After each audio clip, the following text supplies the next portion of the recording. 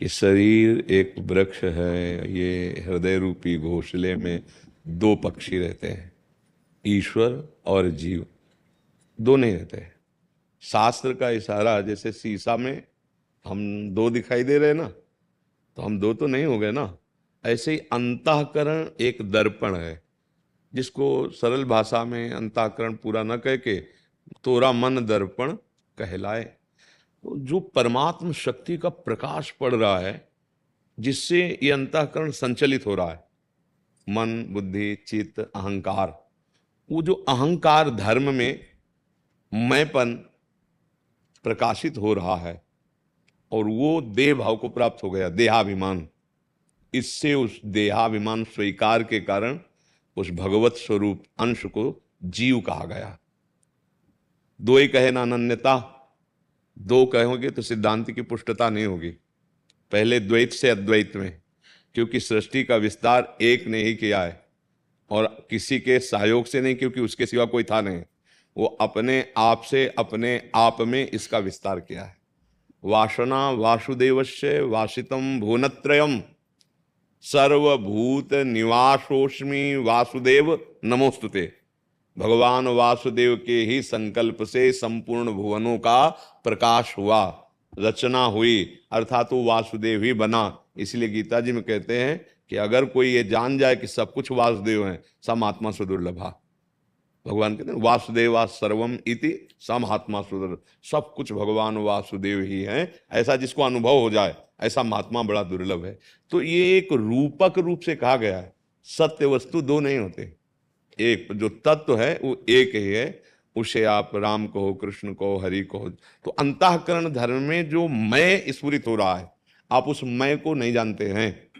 कोई भी बिना गुरु कृपा के उसको अनुभव नहीं कर सकता। और जब मैं को जान जाओगे तो जानत तुम्हें तुम्हें हो जाएगी, फिर दो नहीं रह जाएंगे, एक हो जाएगा। जब उसको जान जाओगे जिसका प्रकाश अहंकार पे पड़ रहा है।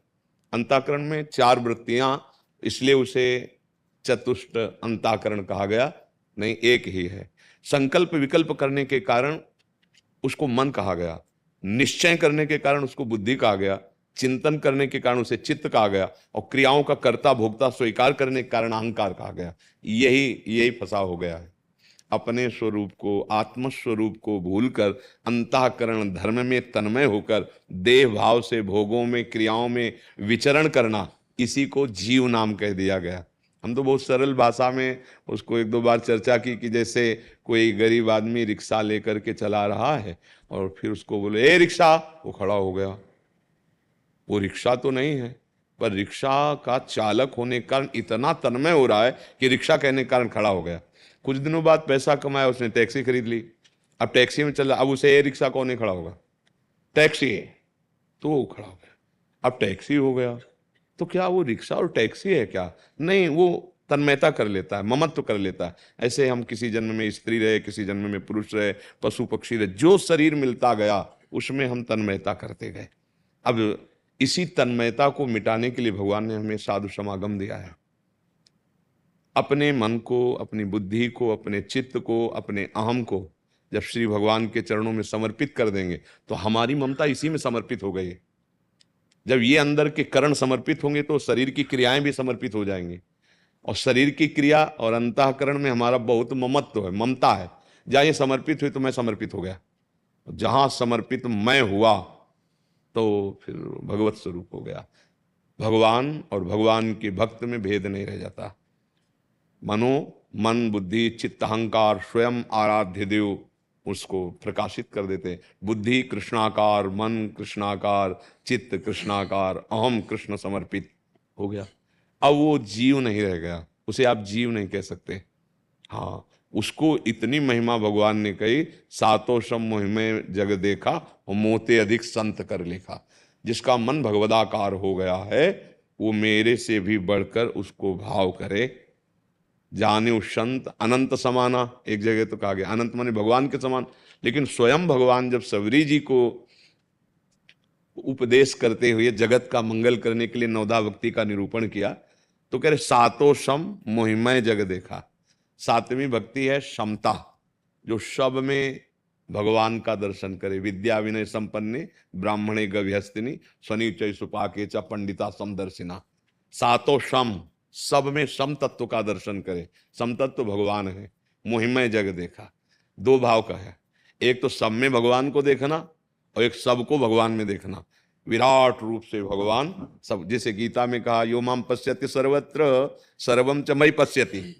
सब में मेरे को देखो और सबको मेरे में देखो। सब भगवान के गोद में विराजमान विराट भगवान है, उनके सब अनंत ब्रह्मांड गोद में।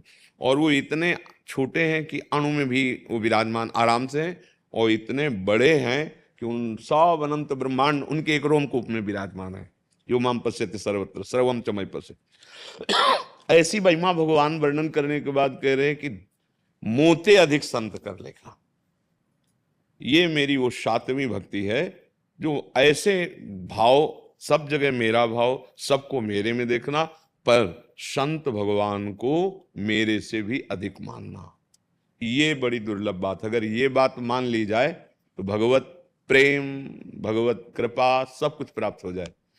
पर ये भाव जल्दी नहीं आ पाता है। हम गुरु भी बना लेते हैं तो हम एक साधक मानते हैं या साधु मानते हैं, लेकिन गुरु साक्षात परब्रह्म नहीं मानते। संत मोते अधिक संत कर लिखा, मतलब मोरे मन पर वस विश्वासा राम ते अधिक राम कर दासा।